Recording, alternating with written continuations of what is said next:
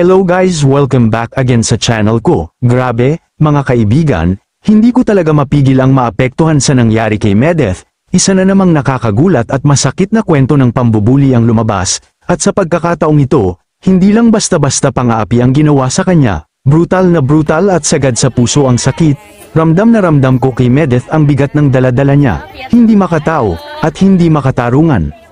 Si Medeth ay isang estudyante na kilala sa kanilang paaralan, hindi lang dahil sa kanyang galing sa pag-aaral, kundi dahil ambassador siya ng kanilang school. Ibig sabihin, bitbit niya ang pangalan at reputasyon ng eskwelahan saan man siya magpunta. Kaya isipin niyo na lang, gaano kabigat para sa kanya ang maranasan ng ganitong klase ng pangbabastos at pambubuli. Pinagkaisahan si Medeth ng ilang mga content creator, reactors o mga dating kakilala niya, na minsan niyang minahal. Hindi lang simpleng asaran o intriga, kundi malupit at planadong pambubuli. Aabot pa raw sa punto na naapektuhan na si Medeth sa kanyang pag-aaral, hindi na siya makapag-focus, lagi siyang balisa, at takot na baka madungisan ang pangalan niyang pinaghirapan niya bilang kinatawan ng kanilang paaralan. Pero heto ang matindi, hindi na nahimik si Medeth. Imbes na matakot, nagsimula siyang mangalap ng ebidensya, lahat ng screenshot, video, at mga patunay na may naganap na pambubuli, tinipon niya, at ngayon, malinaw na gusto niyang lumaban para sa hustisya. At dito na nga pumasok ang tulong ni Sir Raffy Tulfo, na kilala nating laging handang tumulong sa mga biktima ng pang-aapi. Nagpahayag siya ng buong suporta kay Medeth, at sinabi pa raw na sasagutin niya ang lahat ng gastusin para may sampa ang kaso. Ibig sabihin, hindi na ito basta-bastang personal issue o away estudyante, ito ay isang seryosong kaso ng pambubuli na dapat harapin sa korte.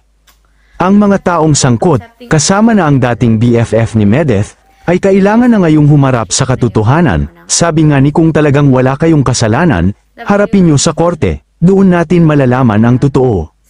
At handa rin daw ang BFF ni Medeth na harapin ang kaso, kaya maghaharap sila sa korte para doon na lang mapatunayan kung sino ang nagsasabi ng totoo.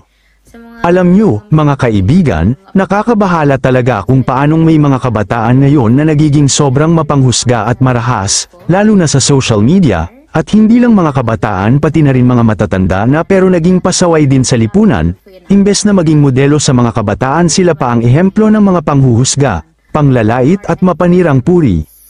Hindi natin alam kung gaano kalalim ang sugat na idinudulot ng mga salita at gawain natin sa iba. Si Medeth ay isa lang sa napakaraming kabataan na nakakaranas ng ganitong klase ng bullying, pero ang kaibahan niya, lumaban siya. Hindi siya pumayag na manatiling tahimik habang sinisira ang pangalan at pagkatao niya.